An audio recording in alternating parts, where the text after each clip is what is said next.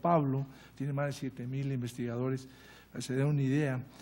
Y fue presidente de la Asociación Nacional de Entidades Promotoras de Emprendimientos Innovadores, la AMPROTEC, en Brasil.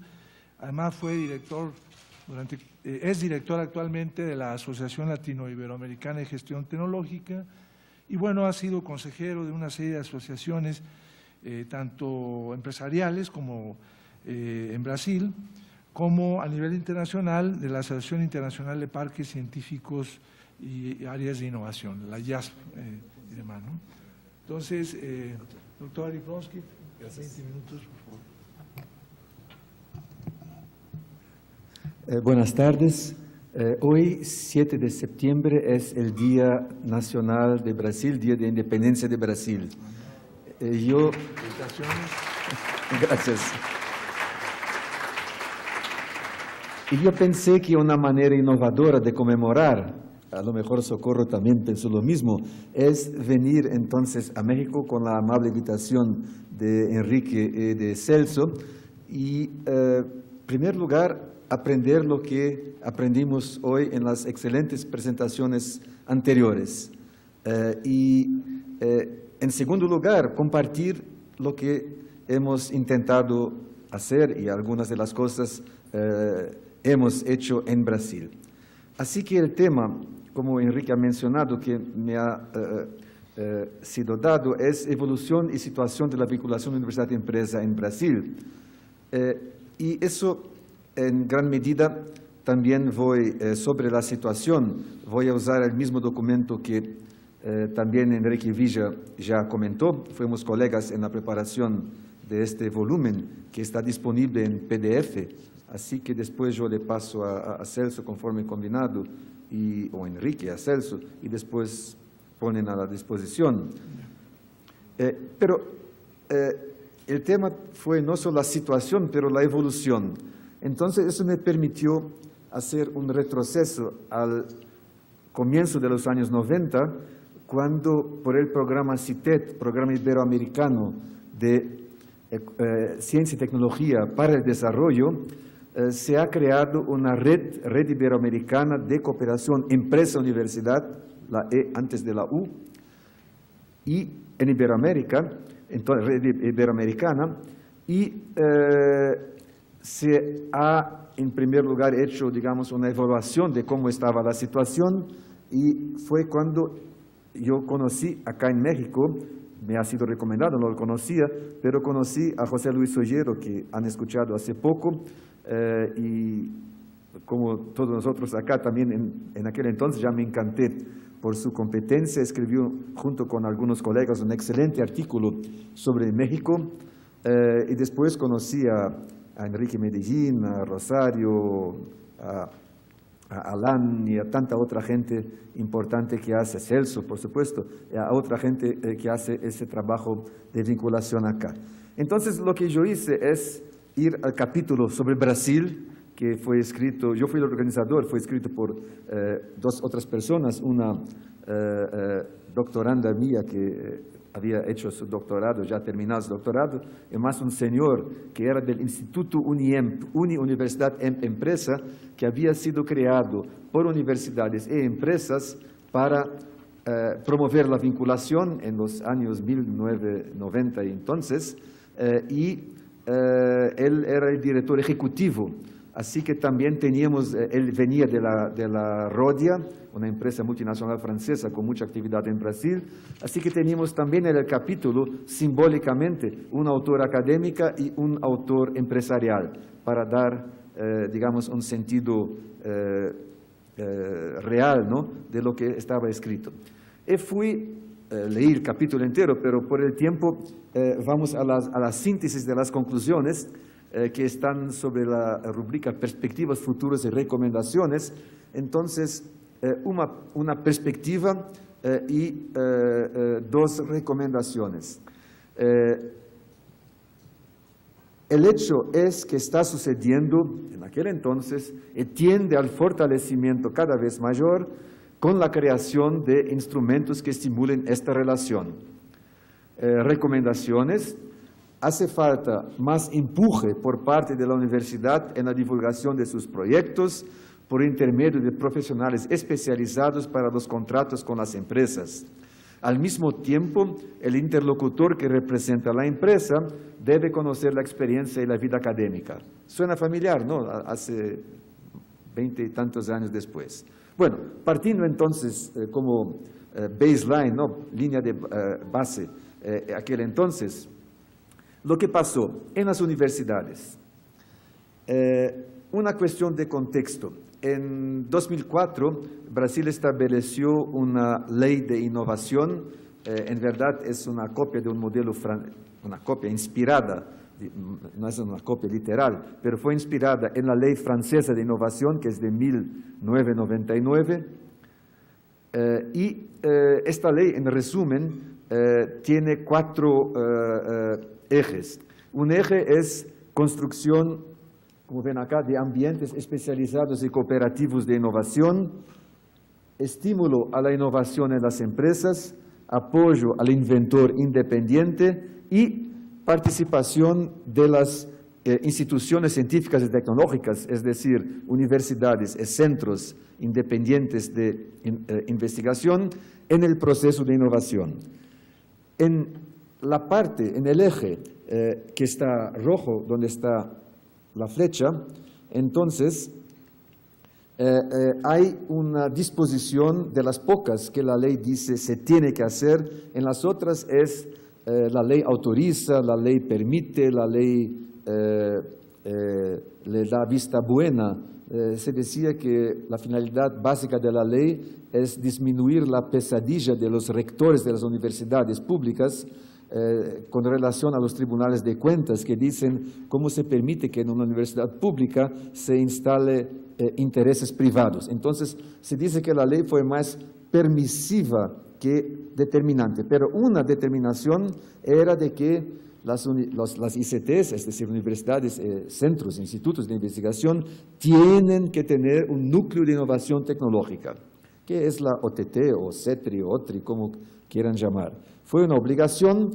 Así es que del 2005, cuando la ley fue reglamentada en adelante, se creó una cantidad grande de NITs, núcleos de innovación tecnológica, con varios nombres y logos.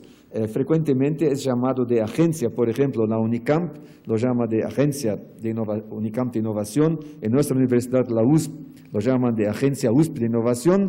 Así que en síntesis de aproximadamente 6 que había estruturados en 1993 en Brasil, el último número del Ministerio de Ciencia, Tecnología e Innovación es 261, con, por supuesto, diversos grados de madurez. Algunos muy recientes que están todavía en pañuelos, ¿no? Pañuelos, no, ¿cómo se llama? Pañales. Pañuelos es lo que usan. Así acordaron ustedes, okay. En pañales, y otros que tienen ya una experiencia, yo diría, muy fuerte, tradicional. Y como ha mencionado Enrique Villas, en 2006, entonces, con esta inflación de núcleos de innovación, se creó esta asociación Fortec, que opera bastante bien. Es una, para quien conoce el modelo norteamericano, es, digamos, una versión indígena, ¿no?, de la AUTM, Association of University Technology Managers. Muy bien. Otra obligación de las que está en la ley, en aquel eje, es de que una vez al año esta entidad, este núcleo de innovación tecnológica, con cualquier nombre, tiene que rendir cuentas al ministerio que se pasó. Entonces, del último relatorio del ministerio, que también lo encuentran si quieren en la internet, sobre protección de conocimiento, solo para que tengan los números más actuales, eso se empezó a medir en 2009, en verdad 2010, el primer año un poco más ajustado. Solicitaciones de protección, 1.900 aproximadamente, entonces en 3 años creció bastante. Protecciones concedidas, 271. Patentes a ICTs, institutos y universidades concedidas, sobre las concedidas a residentes, 11% en 2012. Es decir, de cada En Brasil pasa lo mismo que Enrique Villas ha comentado acá. La mayoría de las patentes son concedidas a extranjeros. De las patentes concedidas, lo que se llama residentes, 11% son de las universidades, comparativamente con 4%, por ejemplo, en Estados Unidos en el mismo año. Y la convicción que nosotros tenemos es de que eso es muy malo. ¿Por qué?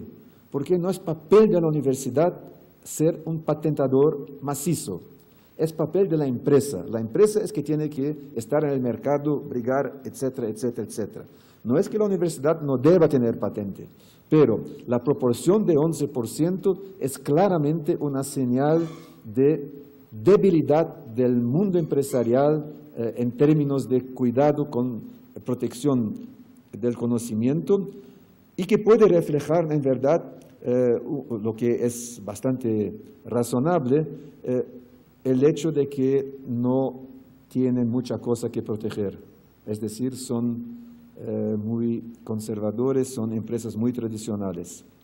Entonces, ojo con números elevados, hay que ver el contexto. Transferencia de tecnología, hubo este número, casi 2.000 contratos de licencia. El monto de los contratos, 303 millones de reales, es digamos, el número. Hoy el real está más o menos 4 para 5, es decir, si quieren multiplicar para pesos, tienen que multiplicar por 4.5, alguna cosa parecida. No es un número exagerado, pero está creciendo gradualmente. Entonces, no solo se han puesto, digamos, oficinas con nombre en la puerta, agencia de innovación, núcleo de innovación, pero las cosas están nítidamente creciendo, al menos cuantitativamente las evidencias son claras.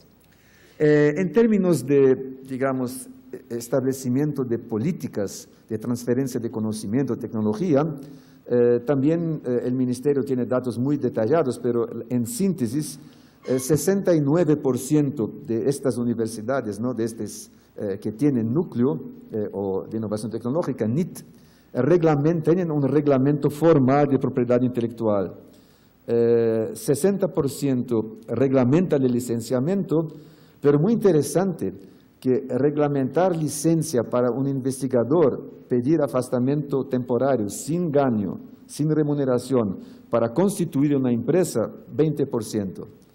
Es decir, este es un tema todavía que se tiene que avanzar en la reflexión. La ley que fue creada, la ley de innovación, nuevamente inspirada en la ley francesa, tenía como uno de los principales objetivos abrir un espacio para que investigadores puedan crear una empresa y si después fracasan, lo que pueda ocurrir, o si vendieron la empresa con éxito para alguien otro, puedan volver a la universidad, es decir, durante el tiempo no han ganado sueldo, pero la silla está ahí, ¿no? Esto todavía es algo, digamos, que está en la ley, pero todavía no está en la práctica. Eso lo quieres decir. Reflexiones adicionales. Estímulo creciente a patentes académicas. Ya se ha hablado, hay los rankings son bastante interesantes, pero los rankings, las clasificaciones de universidades nacionales o internacionales tienen que ser objetivos por naturaleza. En el rubro de innovación, la primera medida es número de patentes depositadas. Así que hay una cierta competición, ¿no?, por las universidades, quien deposita más patentes. Los sistemas de evaluación no tienen todavía de manera general un refinamiento para ir adelante de este número. Así que decir a la universidad, mira, hay que patentar un poco menos, tiene que ser hecho con bastante cuidado. En nuestra universidad, por ejemplo, se hizo una nueva reglamentación de este tema, propiedad intelectual, transferencia de tecnología, etcétera, etcétera, en diciembre del año pasado. En este momento la estamos reglamentando, detallando, y que va, por ejemplo, transformar drásticamente la el depósito de patente de un derecho del investigador a un proceso con selectividad. ¿Qué quiere decir? Hasta diciembre del año pasado, desde que la universidad deposita patentes, que es 1988, que se creó la primera oficina con otro nombre, de transferencia de tecnología, UNIT, pero con otro nombre, es el siguiente: si un investigador quiere depositar y la patente por la ley brasileña pertenece a la universidad, es el empleador, no hay discusión sobre eso, entonces el investigador va a la oficina y dice: tengo acá un resultado patentable, por favor hágame la patente. La única evaluación que la oficina hace es ver si está de acuerdo con la legislación de patentes, tiene los requisitos y no infringe a ninguna ley, una máquina de suicidio, yo qué sé cuánto, ¿no? Es decir, entonces, pero si pasa por este criterio, se hace la patente. Se deposita la patente. Este nuevo reglamento de la universidad, esta nueva resolución, ella establece 3 criterios: por supuesto, legalidad, ¿no?, que esté dentro de la ley, que atienda a los requisitos de la ley general del país y de la ley de propiedad industrial, que se llaman, pero tiene que ser factible económicamente y relevante socialmente. Bueno, entonces ya no es más derecho del investigador, tiene que pasar por esos 3 tamices. El primer tamiz es el tradicional, pero los 2 nuevos tamices. Lo que estamos nosotros haciendo, me han puesto en el grupo para ayudar a pensar, no es simple, es bonito. Factibilidad económica, ¿cómo se mide? Especialmente en áreas, digamos, muy de avanzada, ¿no? No hay datos para hacer un estudio de mercado clásico. Y relevancia social, entonces, es más gelatinoso aún, ¿no? Entonces, estamos en este momento discutiendo la operacionalidad, pero el cambio de que el depósito de patente no es más un derecho, pero es un proceso selectivo, un resultado de un proceso selectivo. Incluso si eso disminuye el número de patentes que la USP va a depositar, la USP es la mayor depositante académica de patentes en Brasil, entonces fue una decisión del Consejo Universitario. Yo no voy a entrar en detalles, pero por supuesto hay numerosos óbices a la licencia, especialmente cuando la licencia es con exclusividad. Entonces, la forma de hacerlo es, por supuesto, empezar la relación con la empresa antes que se tenga los resultados de investigación, hacer una investigación conjunta con la empresa, que siempre es más interesante. Y yo personalmente tengo una pequeña observación, que nosotros tenemos un modelo mental de que el monopolio de la producción de conocimiento está en la universidad o el instituto de investigación, y la empresa es deseablemente el cliente de esto. Es totalmente equivocado. La empresa es inteligente. Hay muchas empresas que tienen mucha capacidad de producir conocimiento, la universidad no lo sabe todo, así que si hablamos de innovación abierta en la empresa, tenemos que hablar igualmente de innovación abierta en la universidad. No podemos ponernos zapatos mirando el mundo de arriba, porque no es así. Entonces, hay varios óbices a la licencia que todavía son críticos, pero yo quería terminar con 2 cuestionamientos. Uno, si la patente es, como se dice, inductora de innovación, y yo quería entonces remitirlos a un artículo de tapa de la revista Economist, que no puede ser acusada de izquierdismo, de unas 3 semanas aproximadamente, que muestra más una vez, ¿no?, de que la patente frecuentemente es una obstaculizadora de la innovación, por N razones que no tengo tiempo de detallar acá. Si quieren, después puedo comentar algunas. Y el segundo es el valor de la patente académica. Probablemente la institución icónica de todas nosotros, son 2 icónicas, ¿no?, Stanford y MIT, pero la Universidad de MIT, ¿no?, que es icónica en tecnología, innovación, etc. Lita Nelson, que es la jefa de la oficina de transferencia de tecnología del Office, ¿no?, dice, lo hace en inglés, así que lo hago en inglés: que su trabajo it's about impact, not income. Y creo que tenemos que llevarlo a serio. Es decir, claro, hay renta monetaria que entra, pero eso no es la medida crítica. La medida es el impact. ¿Qué beneficio eso trajo a la sociedad, trajo a las empresas o los varios segmentos de la sociedad? Muy bien. Yo aprendí con mis papás, mi papá y mi mamá, muy temprano, que para danzar tango hay que tener dos personas. Entonces, si estamos hablando de vinculación universidad-empresa, hay que hablar de la universidad, pero hay que hablar igualmente de la empresa. Así que voy en pocos minutos mostrar algunos flashes de lo que ha cambiado en las empresas desde 1993 hasta ahora.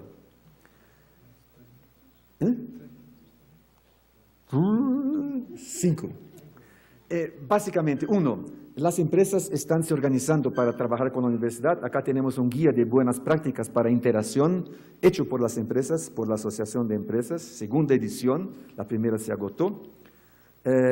Segundo, hay varias propuestas, varios modelos de cooperación que involucran la entidad de gobierno, es decir, es modelo tríplice, como se ha comentado. Acá es un proyecto muy interesante de la Natura con la FAPESP, que es en una área no tradicional, es para crear un centro de investigación aplicada en bienestar y comportamiento humano. Natura es una empresa de cosméticos, ¿no? Acá son los valores, lo ganó una profesora de nuestro Instituto de Psicología con más otras 4 universidades. Es un modelo donde la agencia gubernamental pone 50%, la empresa pone 50% por 10 años para tener una perenidad, y la universidad pone un valor equivalente, no en plata, pero en contrapartida. Claro que eso es parte de un proyecto estratégico de la Natura Campus, que también tiene las informaciones. La entidad icónica en Brasil en cooperación con el mundo académico es la Petrobras, que trabaja con 50 redes temáticas, 80 instituciones. No voy a hablar, también es muy fácilmente disponible. De cierta manera, ella dio el tono, ¿no?, de cómo se puede ser fuertemente innovativa utilizando el conocimiento académico. En el caso es muy de estas tantas cooperaciones, la principal es con la COPE, que es la Escuela de Posgrado de Ingeniería de la Universidad Federal de Río de Janeiro, y ven que la proximidad física es importante. Acá está el centro de investigación de la Petrobras, acá está la COPE que les mencioné. En 30 años tienen 1.200 proyectos de cooperación, para dar un número grande. Y para terminar, las empresas, hace unos 5 años, las grandes empresas se unieron y crearon, ven acá arriba, la movilización empresarial por la innovación. Acá ven los ejecutivos principales de la Vale, de la Embraer, etc. Es decir, este asunto es muy serio para que sea solo del gobierno o de las universidades. Entonces, están, digamos, fuertemente actuando, y la cooperación con las universidades es parte de eso. Instrumentos de estímulo gobierno. Los tradicionales, financiación selectiva, incentivos fiscales con obligaciones de hacer vinculación, maestros y doctores en la empresa con beneficios, concesión de utilidades con obligaciones, etc. Yo quería comentar uno nuevo, que es la Embrapi, que es una nueva organización que se ha creado el año pasado, y que trabaja con el modelo Fraunhofer adaptado, es decir, apoya a proyectos de investigación aplicada hechos por universidades o centros de investigación para las empresas, con un modelo donde la Embrapi pone 1/3, plata del gobierno federal, 1/3 pone la empresa y 1/3 pone la institución que va a hacer la investigación como contrapartida económica, con resultados iniciales extremadamente interesantes. Un otro, yo no voy a tomar el tiempo, así que no voy a detallar, pero solo mencionar, un otro fato nuevo del 93 para acá son los ambientes de innovación. Unas 400 incubadoras de empresa como acá,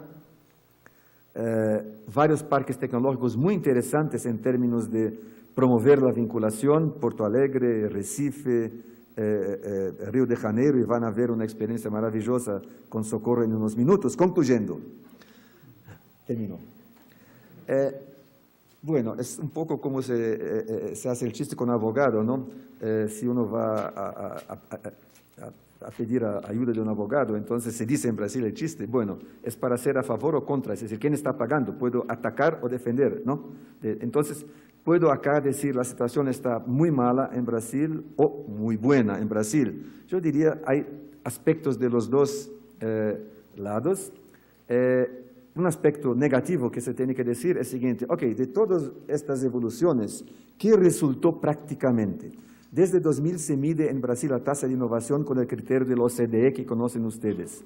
Y se ven de 2000 a 2011, que fue la última medida que se ha publicado, la tasa de innovación de las empresas industriales creció un poquitín, pero muy abajo de las expectativas de todos, principalmente del gobierno, que ha puesto mucho recurso y energía en eso. Entonces, no encontramos la fórmula práctica.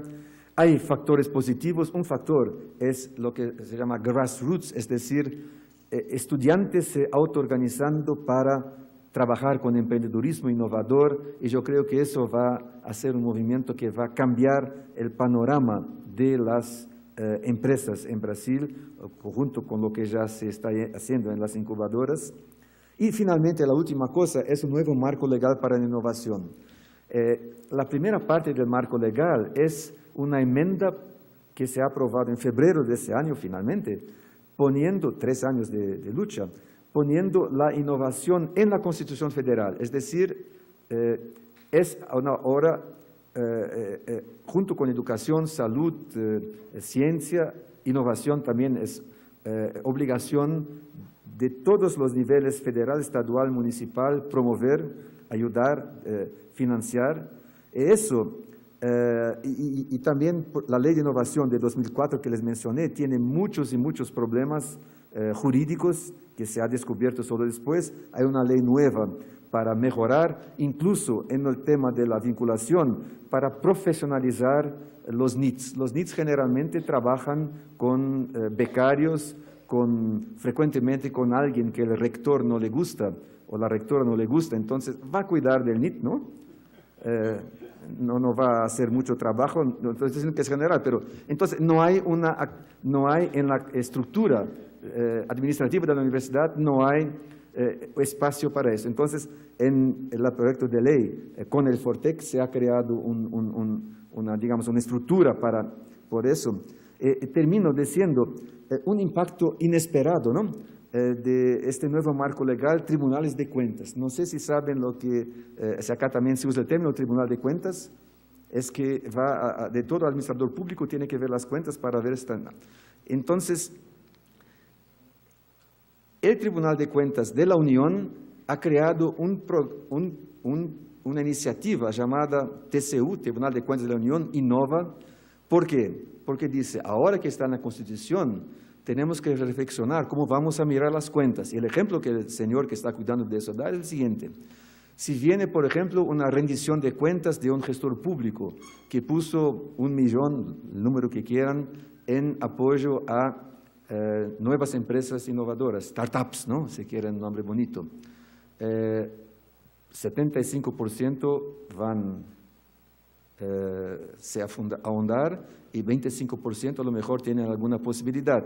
Si viene una rendición de cuentas de un gestor público que mandó 75% de los recursos a la basura por los criterios tradicionales del Tribunal de Cuentas, va a ser colgado, ¿no? Pero no es así, porque la regla es esta. Si queremos tener, claro, nuevas Googles, lo que sea, tenemos que hacer esto. Es el modelo internacional. ¿Cómo vamos a trabajar? Y abrir este espacio para reflexionar por qué está en la Constitución. Así que yo, que soy ingeniero, siempre veo las cuestiones legales y constitucionales, la letra de la ley, algo como, bueno, es importante, pero no tanto. Cambié de opinión. Así es, así estamos, tenemos muchos retos y espero que continuemos aprendiendo unos con los otros.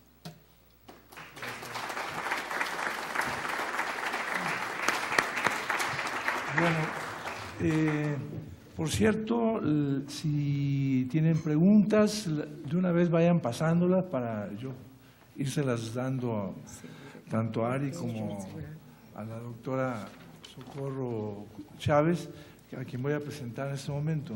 De tal manera de la parte final hacerlo más